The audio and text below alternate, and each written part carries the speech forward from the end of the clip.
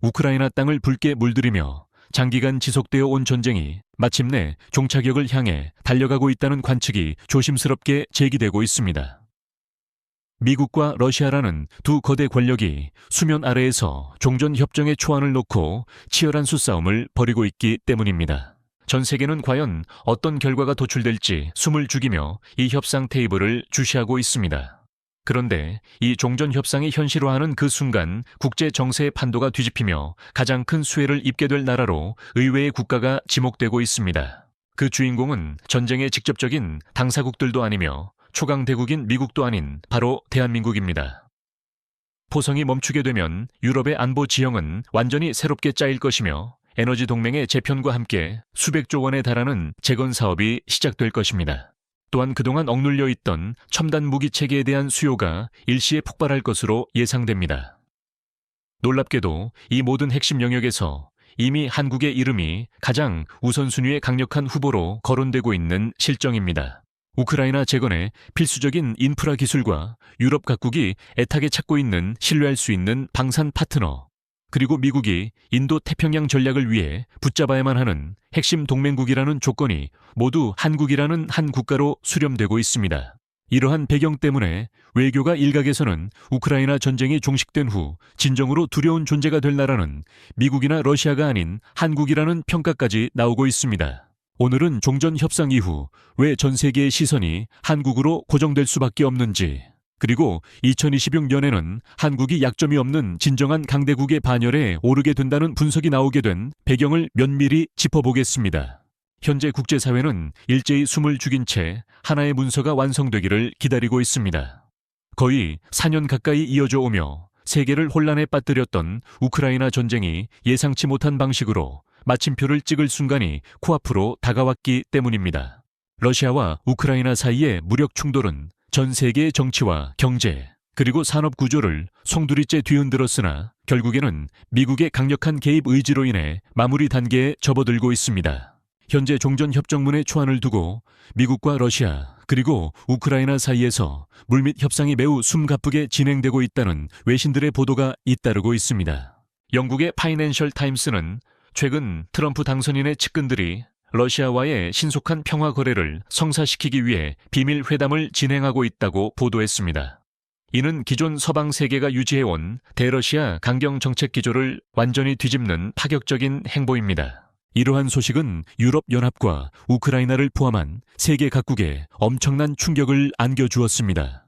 이들이 수년간 막대한 자원과 명분을 쏟아부으며 힘들게 유지해왔던 대러시아 봉쇄 전선이 한순간에 무너질 위기에 처했기 때문입니다. 특히 미국의 월스트리트 저널은 트럼프 진영이 제시하고 있는 협정 초안의 내용이 러시아에게 지나치게 일방적으로 유리하게 작성되어 있다는 점을 지적했습니다. 사실상 전쟁으로 국토가 황폐해지고 모든 것을 잃어버린 우크라이나에게 항복이나 다름없는 굴욕적인 거래를 강요하고 있다는 냉혹한 분석을 내놓았습니다. 문제의 핵심은 우크라이나가 더 이상 이러한 흐름을 거스를 만한 힘이 남아있지 않다는 것입니다. 대다수의 군사 및 외교 전문가들은 이번 협상을 계기로 러시아와 우크라이나의 전쟁은 어떠한 형태로든 종전을 맞이하게 될 것이라고 관측하고 있습니다. 이처럼 또 하나의 거대한 전쟁이 세계사의 한 페이지로 남게 될 상황에서 전 세계가 주목하고 있는 지점은 따로 있습니다. 자칫 제3차 세계대전으로 번질 수도 있었던 이 위기 상황에서 각국이 어떠한 전략적 선택을 했느냐 하는 것입니다. 그리고 그 선택이 남긴 결과에 대한 역사의 냉정한 평가입니다. 이 점수표에 따라서 세계 각국은 더욱 혼란스러워질 앞으로의 국제 정세 속에서 새로운 지위를 부여받게 될 것이며 또 다른 질서를 형성하게 될 것입니다. 종전이라는 결말이 거의 확실시된 지금 이 복잡한 셈법 속에서 가장 높은 점수를 거둔 뜻밖의 나라로 한국이 거론되고 있습니다. 과연 어떤 이유에서인지 자세한 내용을 함께 분석해 보겠습니다. 사실 상황이 이렇게 급박하게 전개된 것은 단 하나의 사건, 그리고 단 한 명의 인물 때문이라고 해도 과언이 아닐 것입니다. 누구나 예상할 수 있듯이 바로 도널드 트럼프입니다. 트럼프가 미국 대통령으로 재선된 순간부터 그가 수단과 방법을 가리지 않고 러시아와 우크라이나의 전쟁을 끝내려 할 것이라는 점은 불을 보듯 뻔한 일이었습니다. 그가 이토록 종전에 집착하는 이유는 다소 개인적인 야망과 연결되어 있다는 분석이 지배적입니다. 트럼프는 이미 대통령이 되기 전부터 억만장자였기에 부로써 얻을 수 있는 것은 모두 가졌습니다. 이제 그는 돈으로는 살 수 없는 역사적인 명예에 심취해 있습니다. 그리고 공교롭게도 노벨 평화상이 그의 최우선 목표 리스트에 올라버렸습니다. 트럼프는 대통령 취임 이후 자신이 노벨 평화상을 수상할 수 있는 가장 확실하고 빠른 지름길이 바로 이 전쟁을 끝내는 업적을 세우는 것이라고 굳게 믿고 있습니다. 그래서 그는 집권 이후 발생한 전 세계의 크고 작은 분쟁에 빠짐없이 개입하기 시작했습니다. 이스라엘과 팔레스타인, 인도와 파키스탄, 그리고 태국과 캄보디아 등 국가적 감정이 얽혀 사생결단으로 맞부딪힌 분쟁마다 중재자를 자처했습니다. 물론 당사국들의 입장에서는 제3자인 미국의 섣부른 개입이 달가울 리 없었고 트럼프의 개입은 실질적인 평화를 가져오기보다는 사태를 오히려 악화시키거나 별다른 영향을 주지 못하는 경우가 많았습니다.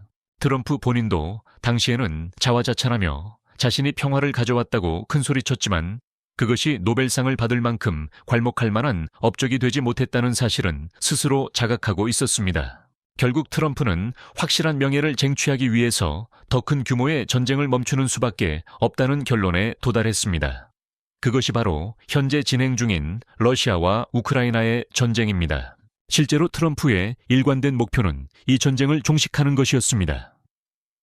그가 대선 후보 시절부터 자신이 당선되는 날에는 24시간 내에 전쟁을 끝내 보이겠다며 호언장담했던 것도 같은 맥락입니다.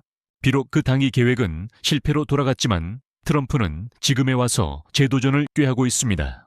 그는 전쟁을 끝낼 수밖에 없는 물리적 상황을 인위적으로 만들어 가기 시작했습니다.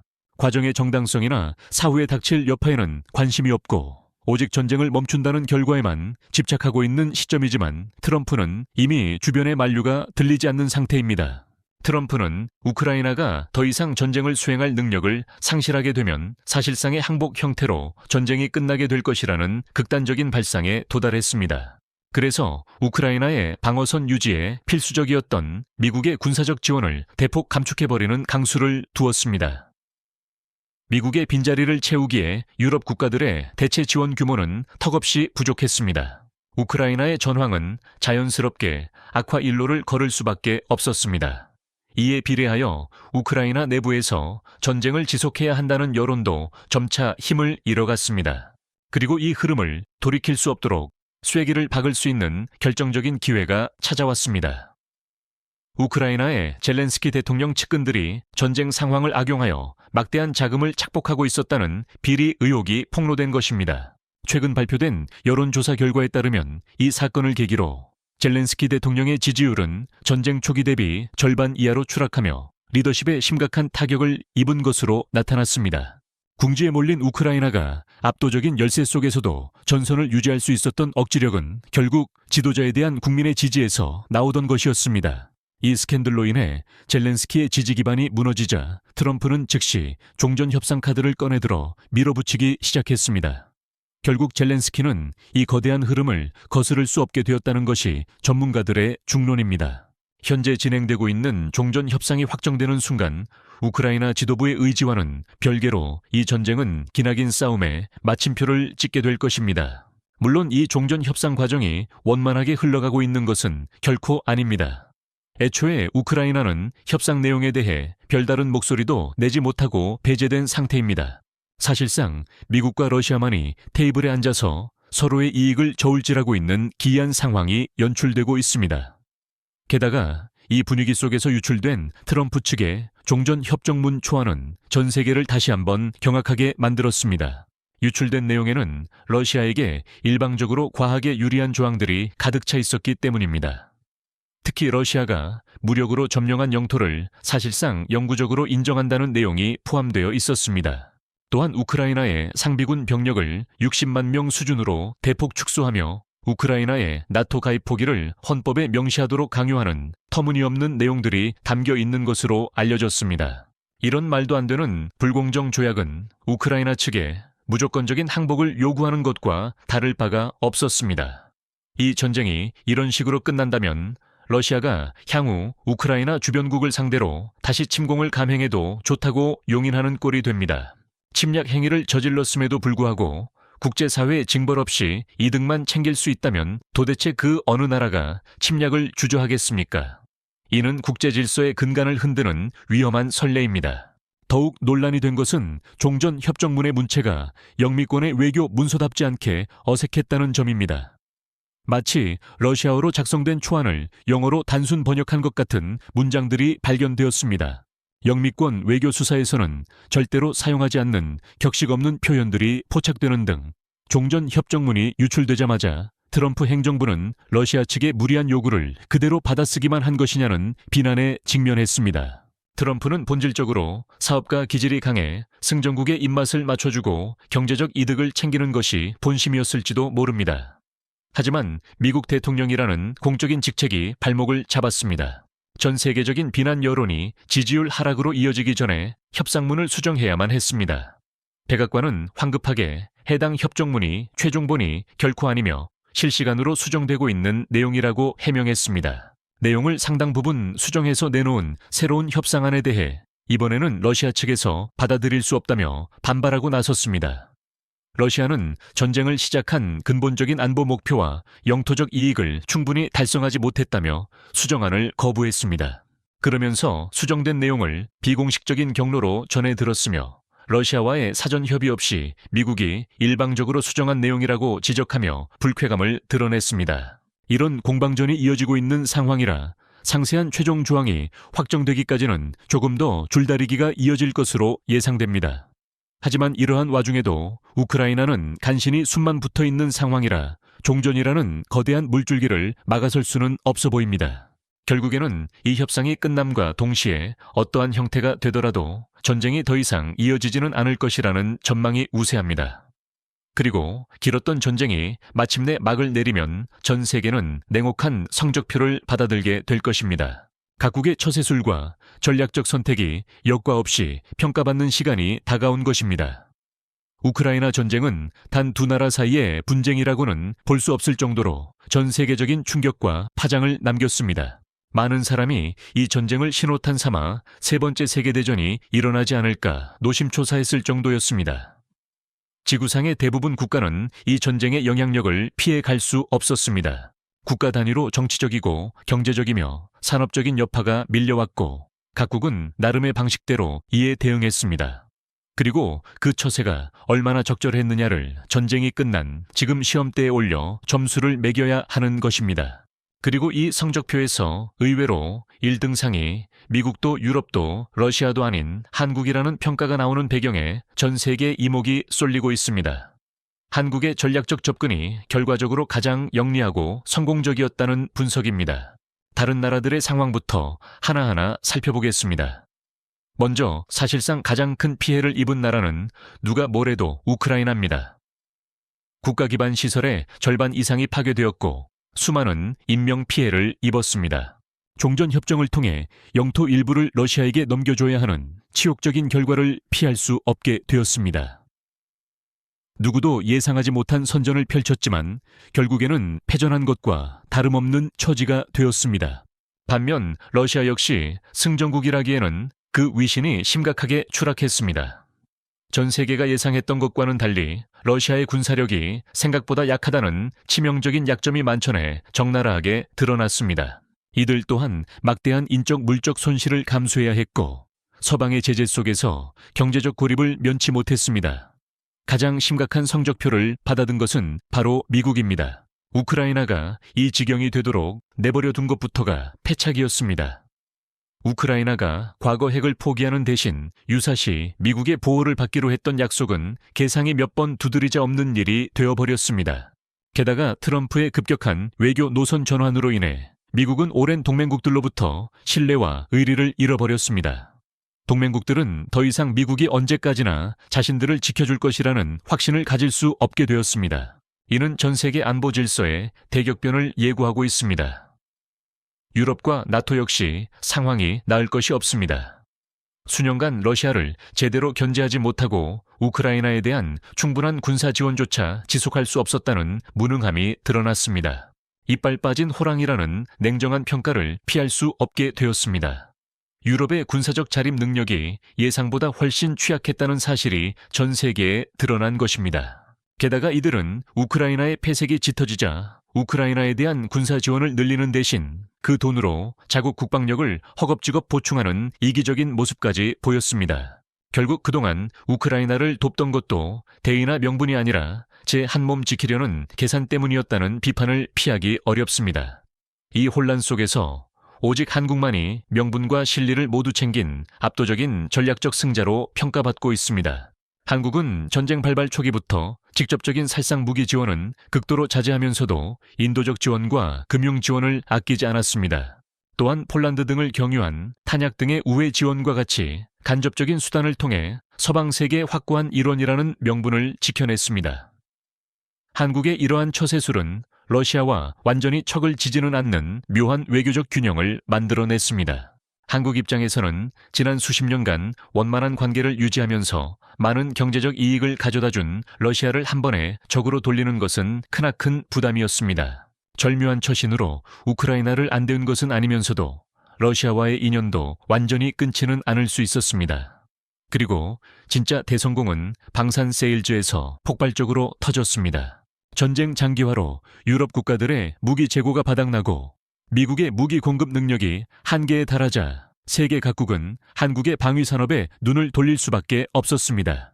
특히 폴란드와의 대규모 K2 전차와 K9 자주포 수출 계약을 성사시키면서 한국은 미국의 무기를 일부 대체할 수 있는 믿을 수 있는 공급처로 전 세계에 각인되었습니다. 스톡홀름 국제평화연구소의 2024년 보고서에 따르면 한국은 이미 세계 방산 시장에서 주요 수출국으로 급부상하며 사상 최고 순위를 기록했습니다.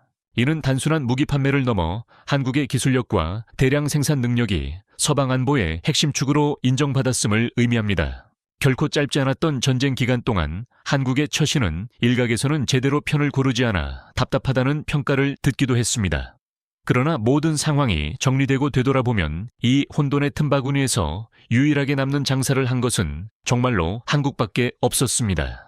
결과적으로 우크라이나 전쟁은 한국에게 절묘한 기회의 창을 열어주었습니다.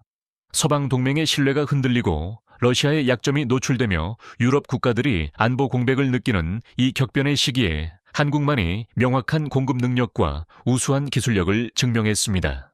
또한 영리한 외교적 균형감을 보여주었습니다. 전 세계가 혼란에 빠질 때 한국은 조용히 미래를 위한 발판을 단단히 다졌습니다. 이제 한국은 이 발판을 딛고 뛰어올라 격변하는 세계 무대에서 이전과는 비교할 수 없는 새로운 존재감을 드러내게 될 것입니다.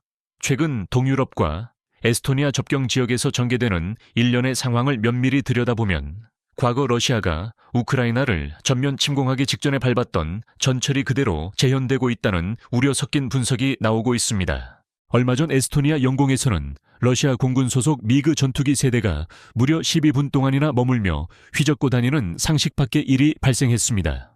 이는 단순한 항로 이탈로 보기 힘든 명백한 도발이었습니다. 에스토니아 정부는 이 사건을 두고 전례를 찾아보기 힘들 정도로 뻔뻔한 영공 침범 행위라고 강력하게 규탄했습니다.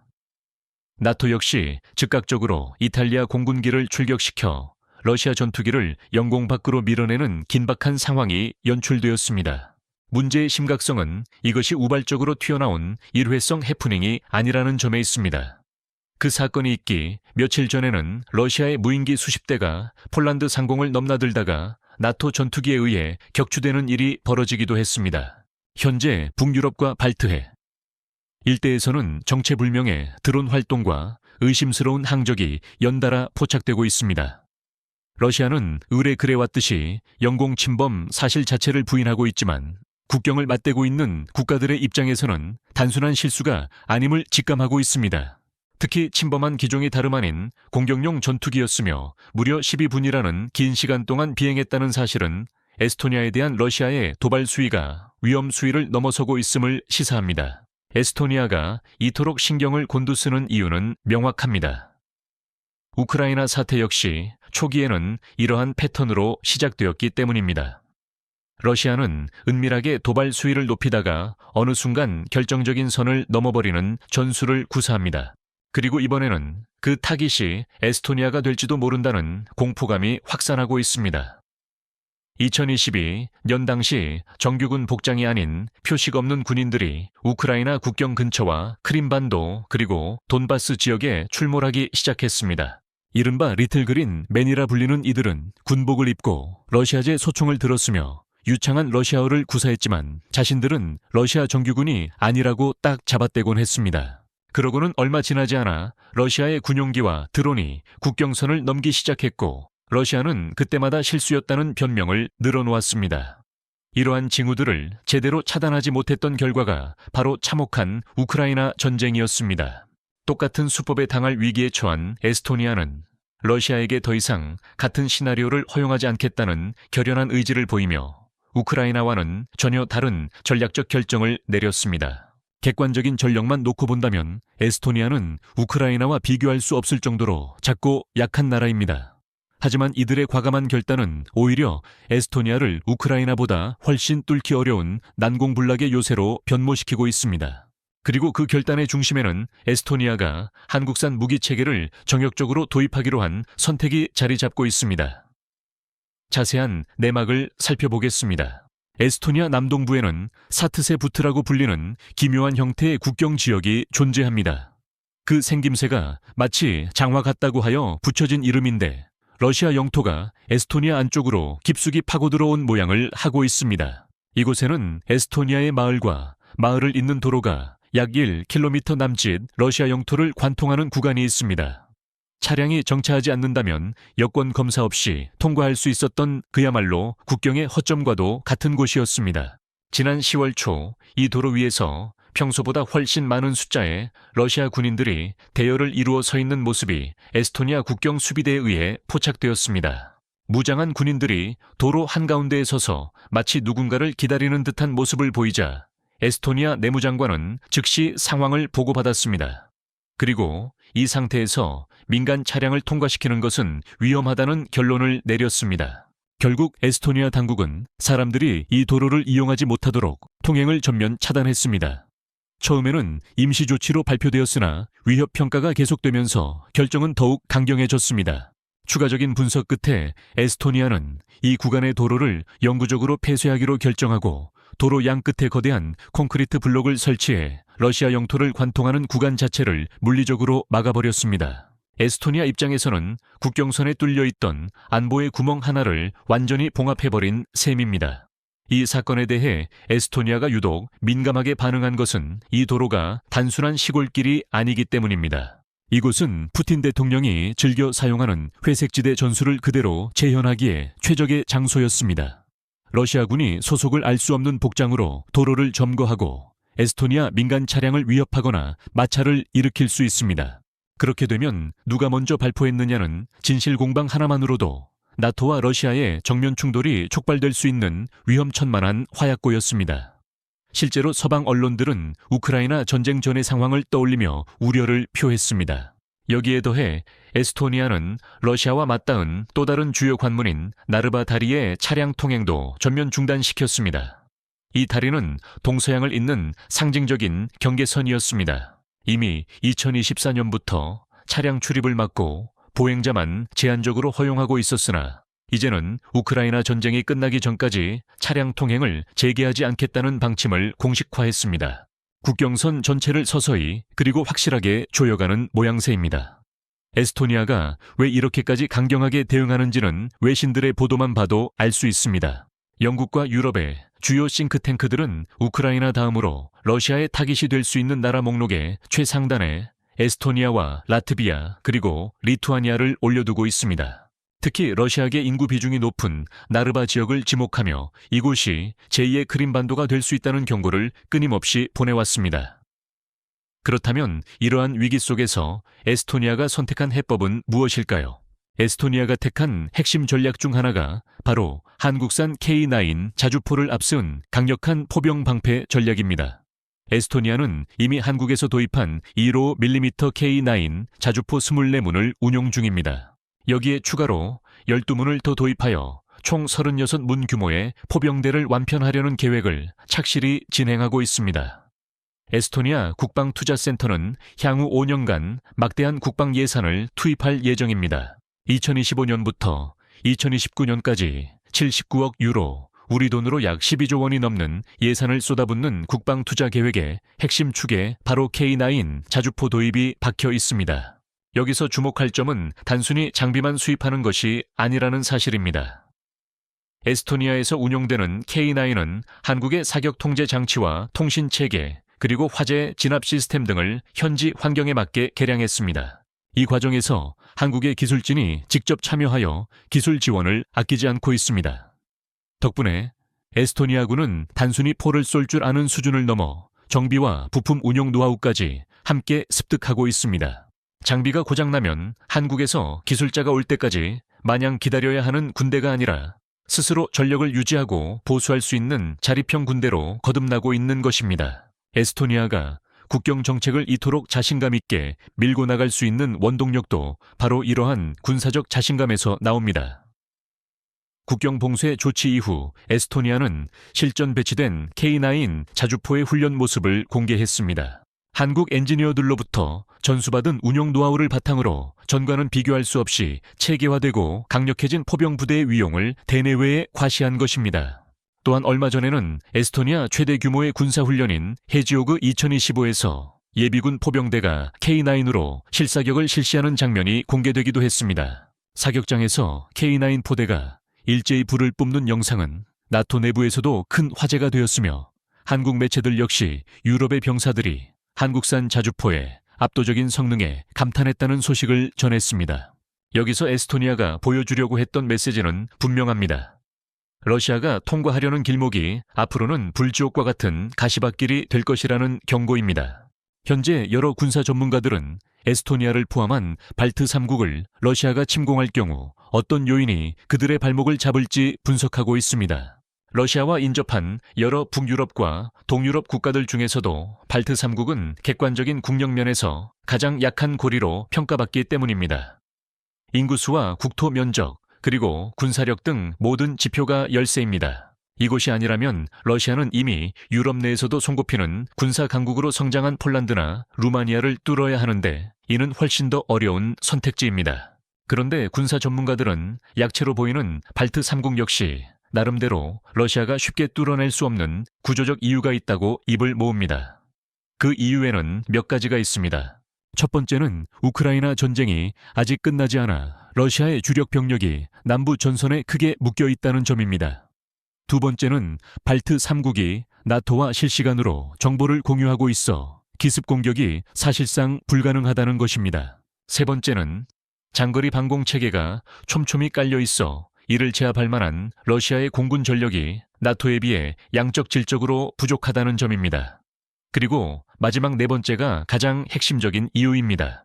이 모든 문제점을 돌파하기 위해 육로 징역을 선택한다고 해도 강과 늪지대가 많은 발트 지역의 지형적 특성이 러시아군에게 치명적인 악몽이 될 것이라는 분석입니다. 이 발트 지형은 기계화 부대에게는 지옥과도 같은 공간입니다. 숲과 늪, 그리고 작은 언덕들이 끝없이 이어지는데 도로망조차 제한적이라 전차와 장갑차 대열은 일렬로 늘어설 수밖에 없습니다. 게다가 악명 높은 라스푸티차, 즉 진흙 장마 현상은 이곳에서도 발생합니다. 필연적으로 기동력이 떨어질 수밖에 없는 환경인데 여기서 설상가상으로 방어하는 에스토니아는 이 지형을 완벽하게 극복하고 있습니다. 바로 험지 기동력에 있어서 타의 추종을 불허하는 한국산 K9 자주포 덕분입니다.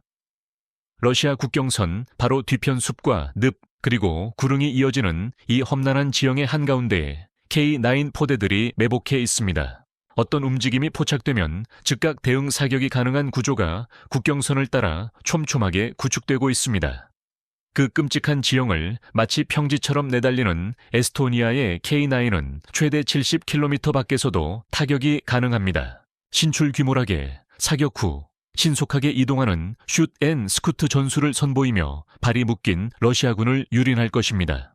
여기에 나토 다국적 전투단과 영국, 프랑스, 스웨덴의 포병대까지 가세하고 있습니다. 에스토니아 국경은 사실상 다국적 포병 통합 활용망으로 바뀌어가고 있습니다.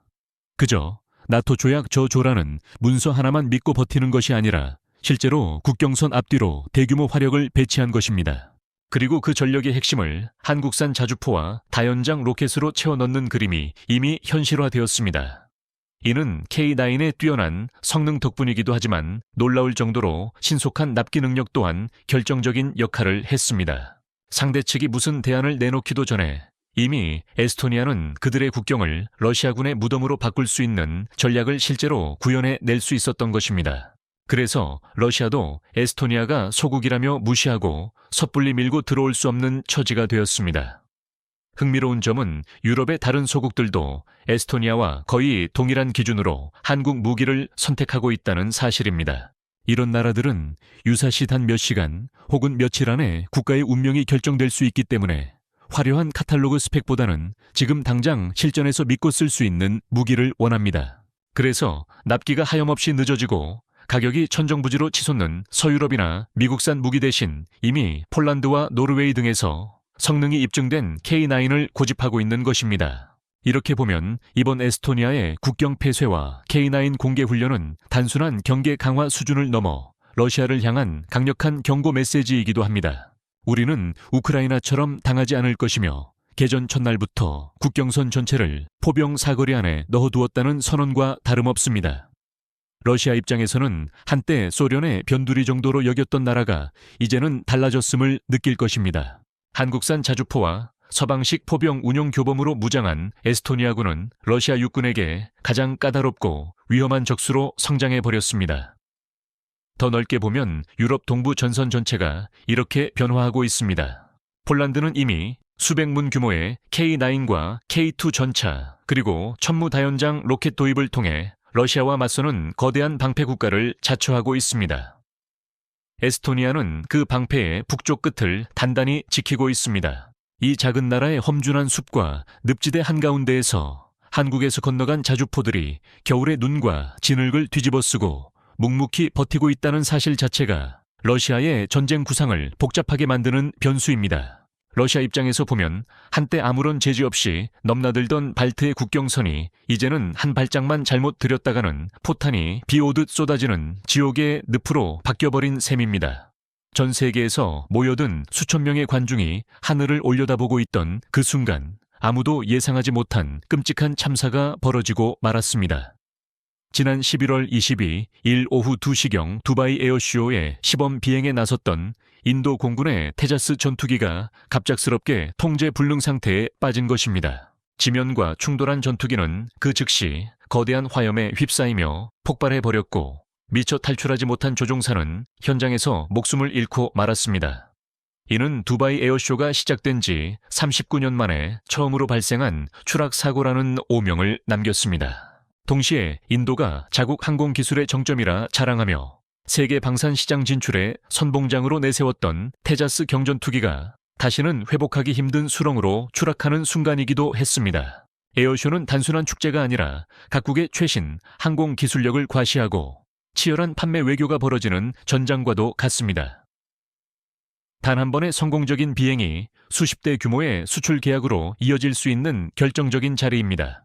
인도 역시 이번 행사에서 이집트와 아랍에미리트를 비롯한 중동의 잠재 고객들을 상대로 테자스의 우수성을 알리기 위해 총력을 다하고 있었습니다. 그러나 단 한 번의 사고로 그 모든 노력은 물거품이 되어버렸습니다. 무엇보다 심각한 문제는 이번 사고를 조종사의 단순한 실수로 치부하기 어렵다는 점입니다. 다수의 항공 전문가들과 전직 공군 조종사들은 이번 참사가 기체의 성능적 한계와 설계상의 결함이 만들어낸 필연적인 결과에 가깝다는 분석을 내놓고 있습니다.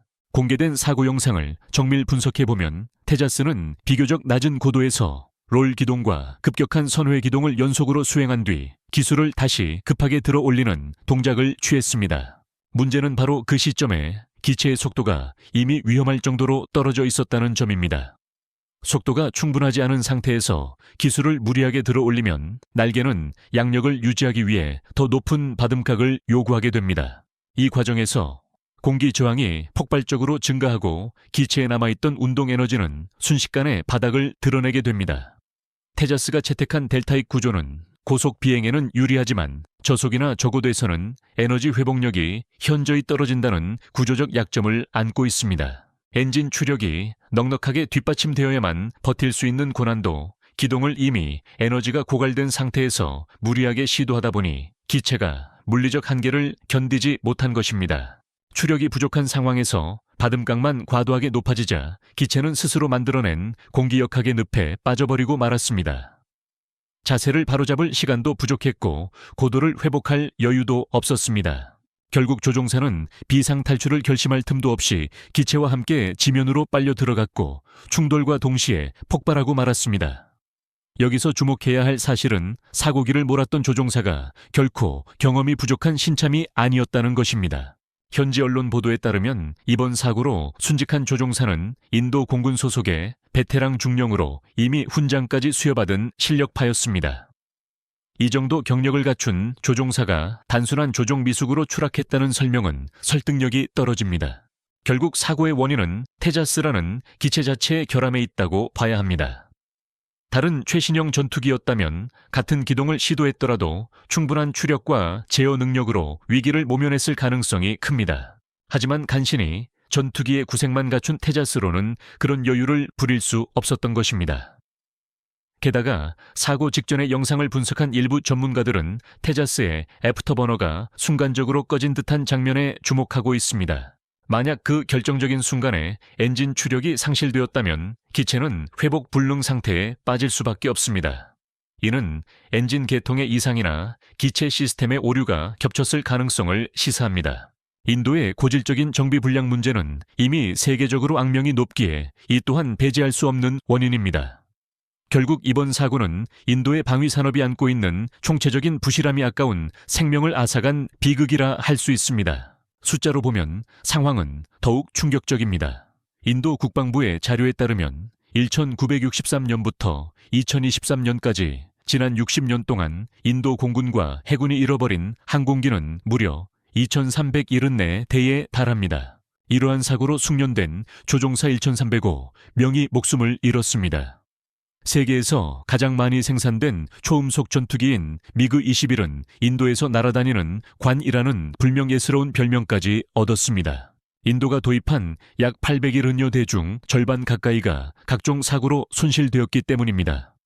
전쟁보다 사고로 죽은 조종사가 더 많다는 말이 나올 정도입니다. 다른 국가들이 미그 21을 비교적 안정적으로 운용했던 것을 감안하면 이는 전적으로 인도의 운용 시스템 문제입니다.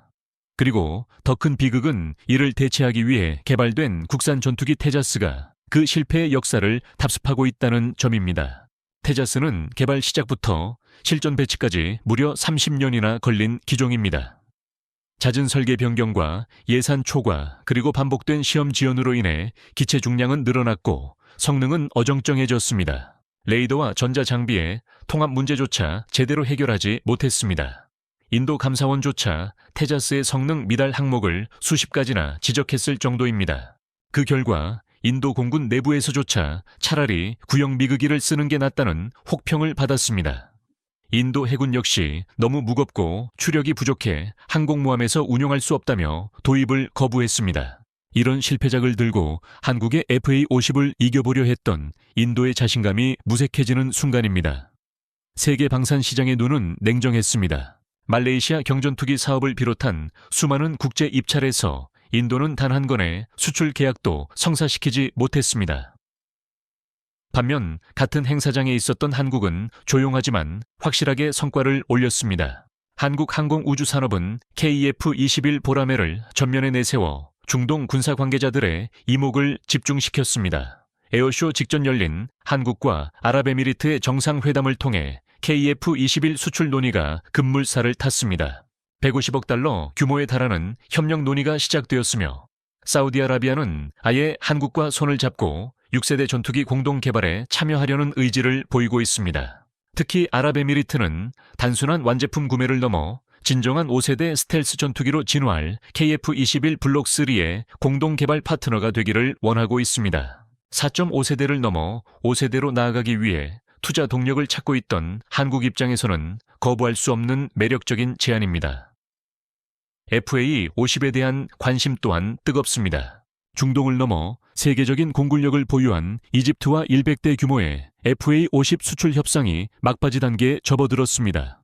지난 20일 양국 정상회담을 계기로 최종 계약이 임박했다는 소식이 들려오고 있습니다. 당초 이집트는 중국이나 파키스탄, 그리고 인도의 기종까지 검토했으나 가격 대비 성능과 후속 지원의 안정성 등을 종합적으로 고려했을 때 한국의 FA-50을 대체할 모델은 없다는 결론을 내렸습니다. 이미 한국산 항공기를 운용 중인 이라크 역시 FA-50의 추가 도입을 희망하고 있습니다. 특히 현재 한국이 개발 중인 단좌형 모델에 큰 관심을 보이고 있습니다. 이는 기존 F-16 전투기보다 훨씬 저렴하면서도 대등한 작전 능력을 갖춘 기체로 예산이 한정된 전 세계 공군의 러브콜을 받고 있습니다.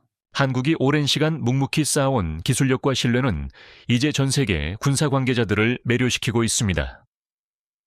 FA-50은 21세기를 대표하는 베스트셀러 경전투기로 자리 잡았습니다. KF-21은 기존 강대국들이 독점하던 전투기 시장의 질서를 무너뜨리고 차세대 전투기 시장의 문을 활짝 열어젖히고 있습니다. 한국은 여기서 멈추지 않고 있습니다. 무인 전투기와 6세대 플랫폼, 그리고 통합 전장 시스템 등 미래의 하늘을 지배하기 위한 도전을 계속하고 있습니다. 대한민국의 전투기가 전 세계가 가장 먼저 믿고 찾는 명품 무기 체계로 확고히 자리 잡는 그날이 머지않았습니다. 오늘 준비한 소식은 여기까지입니다.